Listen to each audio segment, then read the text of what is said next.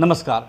Live India news में आपका स्वागत है। मैं हूं अशोक शुक्ला और आज मेरे साथ पूर्व विधायक और बीजेपी के वरिष्ठ नेता हेमेंद्र मेहता जी मेरे साथ हैं, जो महाराष्ट्र में जो घटना घट रही है, राजनीतिक घटनाक्रम, उस पर विस्तार से बातचीत करेंगे।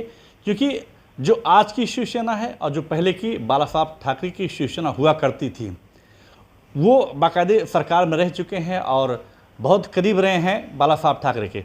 सर, सबसे पहले लाइव इंडिया न्यूज में आपका स्वागत है। धन्यवाद। सर, आज जो महाराष्ट्र में घटनाक्रम चल रहा है, राजनीतिक घटनाक्रम, इसको लेकर के आप कितने आहत हैं? क्या जो शिवसेना पहले बाला साहब ठाकरे की हुआ करती थी और आज की जो शिवसेना है, दोनों में कितना फ़र्क दिखते हैं?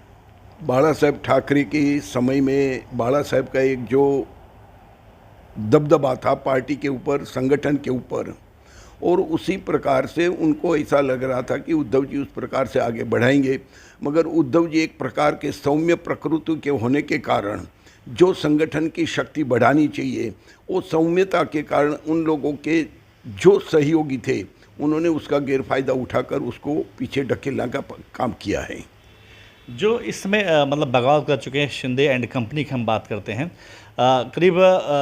करीब 40 विधायक लेकर के वो गुवाहाटी में पड़े हुए हैं।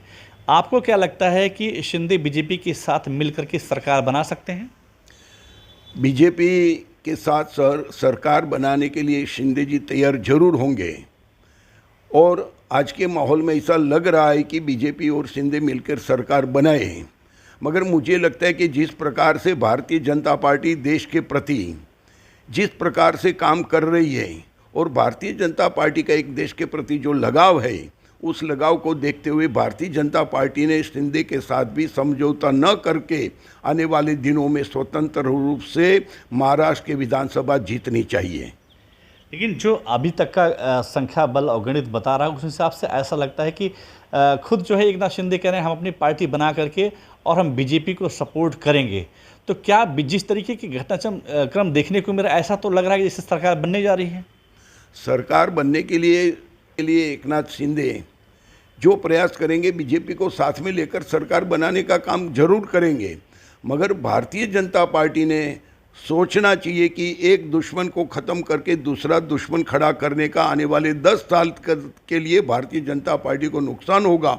उससे अच्छा आज राष्ट्रीय हित के अंदर नरेंद्र मोदी जी और अमित शाह जी का जो प्रभाव राष्ट्र के ऊपर है, राष्ट्र के विकास के लिए जो काम कर रहे हैं, उस बात को ध्यान में रखते हुए भारतीय जनता पार्टी ने बाहर से शिवसेना को सपोर्ट करना चाहिए विधानसभा में यदि करना है तो, मगर सरकार में आकर उसके पल्लू बनाकर उसके हाजी हाँ करना नहीं चाहिए। और अकेले में ही आने वाले दिनों में यदि नई विधानसभा की चुनाव लेकर निश्चित रूप से भारतीय जनता पार्टी सत्ता पर आ सकती है। दूसरी बात, जिस तरीके से एक नहीं 35 से 40 विधायक जो है शिवसेना छोड़ करके जा रहे हैं, क्या इसकी सुगबुगाहट उद्धव ठाकरे को नहीं लगी, ऐसा आपको लगता है? नहीं, उद्धव ठाकरे जी को लगा नहीं लगा, ईश्वर भगवान जाने, उसको मालूम होना चाहिए था। राजकीय क्षेत्र में काम करने वाले नेतृत्व के आँख, नाक, कान सब खुला होना चाहिए। कहीं न कहीं वो विश्वास में या गाफिल में रह गई, ये बात अलग है।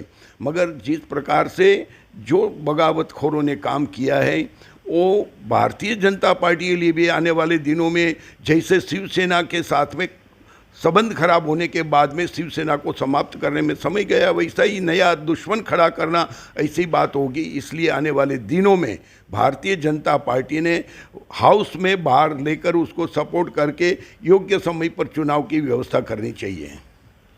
तो ये हैं वरिष्ठ नेता बीजेपी के, जिनका साफ कहना है कि हालांकि अभी का घटनाक्रम देख करके सरकार बनाने की दिशा में जो बीजेपी आगे बढ़ रही है, बीजेपी को थोड़ा सा सावधानी बरतने की ज़रूरत है और सही समय पर सही निर्णय लेने की ज़रूरत है। क्योंकि अगर आज जो है शिंदे के साथ बीजेपी सरकार बना लेती है तो आने वाले दिनों में इसका खामियाजा पार्टी को भुगतना पड़ सकता है।